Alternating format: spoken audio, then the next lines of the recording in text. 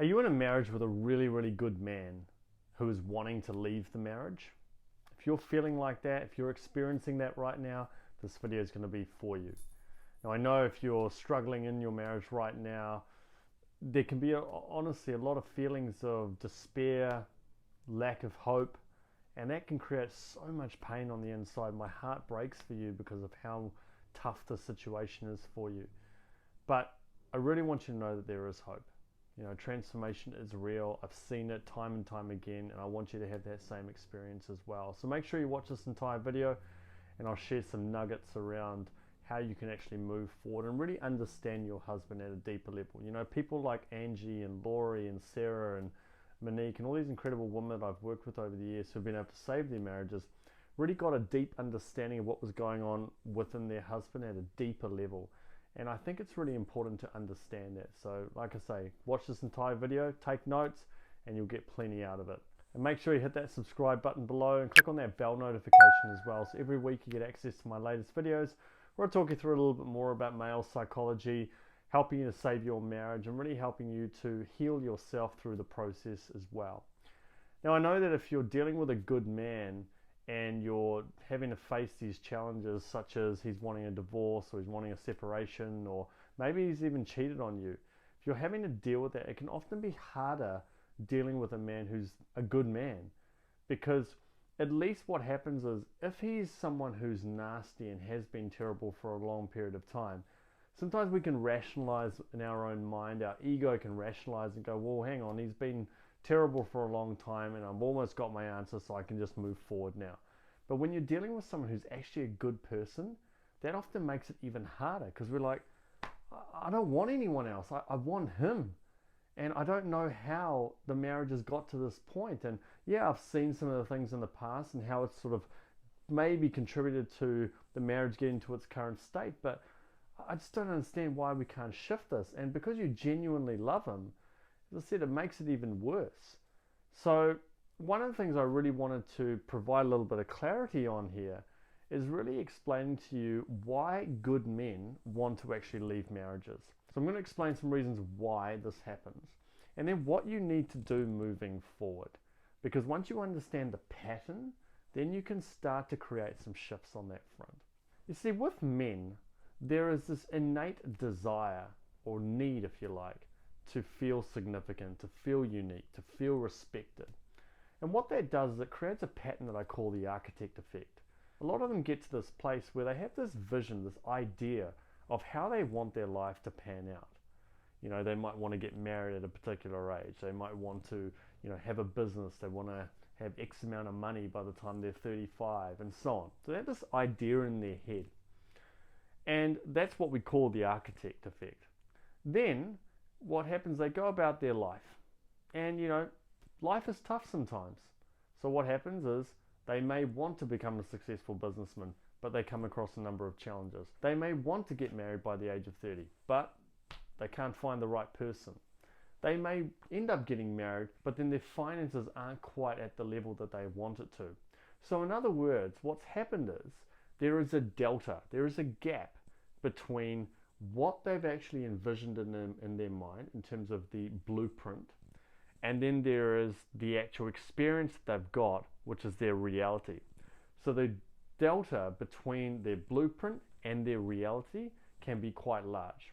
And even if it's small, if it's large, it doesn't really matter. It's the impact that that has on the individual. And to couple with that, all men hold on to a deep-rooted fear of not being good enough.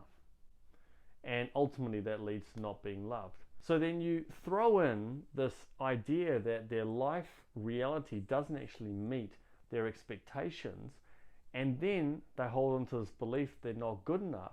And suddenly their self-perception is that of someone who just feels like they're useless, feels like they're a failure. And to add to that further, some of these individuals will have this vision in their mind, but they're also fearful of it not working out. They have a fear of failure, but sometimes they can also have a fear of success. So you throw all these things into the pot, and you've got an individual who's going through some shit, who's going through some really challenging times. And their life becomes a reflection of what's going on the inside. Now, the challenge for a lot of women in these situations, they get caught up in the pain that that person is experiencing, their husband. And so even if those problems are his problems and his challenges, a lot of the time women will take it on as their problem, as something that they've got to solve. And I get that and I respect that in a lot of ways, because I think it shows that you care. And from there, the female will then try and do a lot of things as a reaction to the feedback that they may have been getting. So what eventually happens is the husband will feel like, look, I just don't want to be in this marriage anymore. I just want to get away from it all. I just can't take it anymore. Or they might be using certain variations of that kind of language. Or just feeling like, you know what, this has been going nowhere. We've been disconnected for so long and there have been problems over the years. And I'm just at a point where I want out. And that obviously will crush you. So what do we do here? How do we move forward in this situation? Well, there's 3 really important steps that I believe you've got to take. The first step is to let go of the rescuer energy. Now, in this sort of environment that I'm talking about, in this scenario, a lot of the times the men will feel like they always are failing their wife. They've never been able to make them happy. They're always feeling like they're never able to succeed. They can't deliver at the level that they want to. So what that eventually does is then leads the woman to think like, no, I love you. I want you so badly. And they step into this energy of trying to fix that person's problem. And understandably so. But we have to remember that the actual wounds that that husband is having at that moment in time are not specifically your wounds. They're not specifically because of the behaviors that you've engaged in. They were always there. The wounds of inadequacy, the wounds of feeling disrespected, the wounds of feeling inferior on some level were always there. The relationship has then just become a reflection of that. You see, a marriage is effectively 2 people with their own individual worlds collectively coming together and creating another world, a 3rd world if you like. When they create that 3rd world, they effectively, only the 2 of them really understand it, but they bring their own stuff into the relationship. They bring their own fears, their insecurities, their wounds. And I've said this numerous times in my videos. A relationship is always a reflection of our own internal challenges. So if he's holding on to those wounds of inadequacy, the relationship is going to bring some of that up.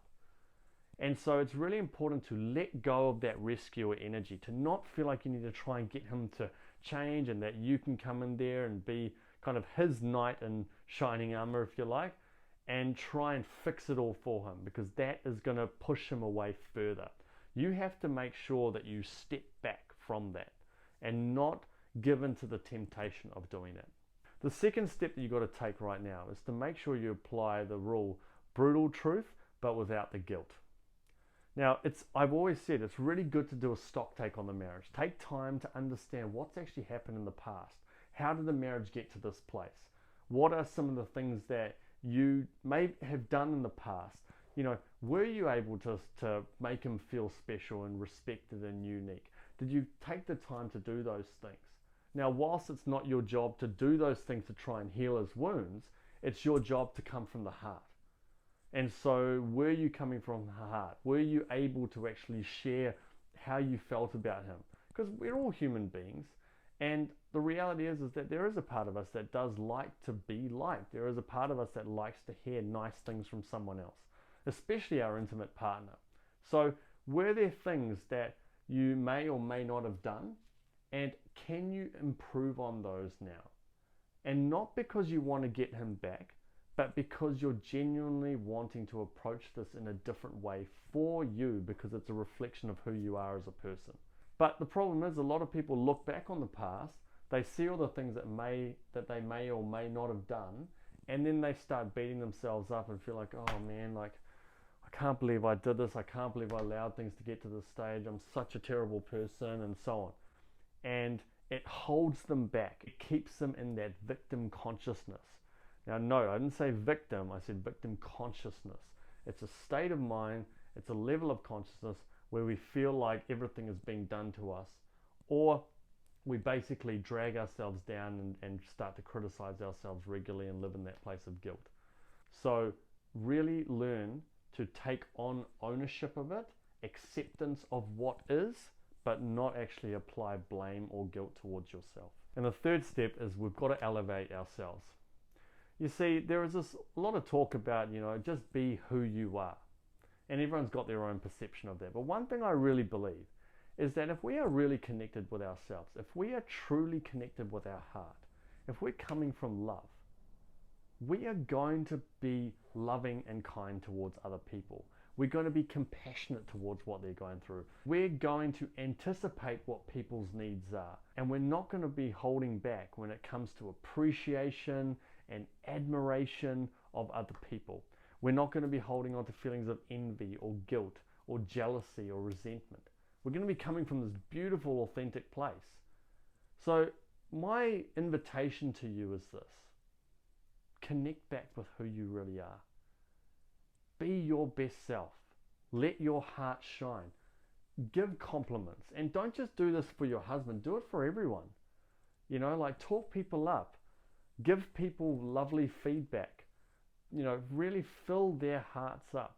Because if you do that, and if that becomes your new way of being, people are going to want to be around you. People are going to want to really create those shifts in terms of energy. And I can tell you right now, a number of years ago, after I broke up with my ex-girlfriend, I went through a period of about 18 months to 2 years where I wasn't actually in a relationship. But I did some deep, profound healing. And once I did that healing, what I found was that I started to attract different people into my life. People with amazing values, who were kind, who were caring. And I thought to myself, how is it that this has happened? Because beforehand, I was attracting a very different type of person, both men and women. I was attracting different people into my life. And I'm not even talking relationships or intimate partners. I'm just talking about just friendships as well. There were different people that I was drawing in. And what I know is that when we heal within, when we create those shifts from within, then it really starts to impact the ability to attract the right people, but it also impacts the people around us. And I started to notice that maybe people who I felt were closed off suddenly became more open. I found my friendships starting to go to new levels as well. And that came because I started to create those shifts within me. And I even see it with my amazing clients who, when they start to shift, it has an impact on their husband, even if their marriage is on the verge of a divorce, even if their husband has actually gone off and maybe even had an affair. And I know that's a really difficult thing to talk about. And I know some of you might be listening, well, look, he's had an affair, get the hell out. But I tell you what, there's always deeper reasons behind some of these things if we're dealing with good men here, okay? So I really want you to focus on elevating you. And if you are in a place where you're wanting to elevate you, you're wanting to take yourself to a new level, you feel like you've maybe not been your best self for a while now, that you've disconnected from who you really are, and you want to reclaim that sense of self, then I'd love to be of service to you through my program, the Authentic Relationship System. It's an amazing program. It's all about healing your relationships, not just with other people and with your significant other, but also with yourself. Because relationships are connected in lots of areas, and we've got to understand that. It's not just with your intimate partner. It's with everything in your life. And when you start to shift that, it really does impact everything in such a beautiful way. So if it feels right for you, if you connect with my message and resonate with some of the things that I talk about, then what I'd encourage you to do is in the description section below, just click on that link, which is book a call with me. Click on that link, choose a time that works for you, then I'll contact you just so I can learn a little bit more about you. Maybe you might even get to see my little puppies that are hovering around here as well. And just so I can really understand at a deeper level the challenges that you're going through, where you want to get to, what you've had to go through in the past, and really how we can bridge that gap and really create those big shifts inside. I can't wait to be of service to you. Thank you so much. Once again, click on that link, and I can't wait to speak to you. Thank you so much for watching this video. If you've liked it, make sure you hit that like button below. If you want to get more videos like this, hit that subscribe button. And do let me know what your biggest takeaway is, or if you have any questions or comments or anything you like. I love hearing the feedback. Or even if you've got some ideas for my next video, write them down and I'll make sure I take those on board and start creating content on that front. And if you want to learn how to save your marriage from the brink of divorce, click this video above. If you want to learn how to stop emasculating your man, click this video above. Thank you so much, and I'll talk to you in the next video.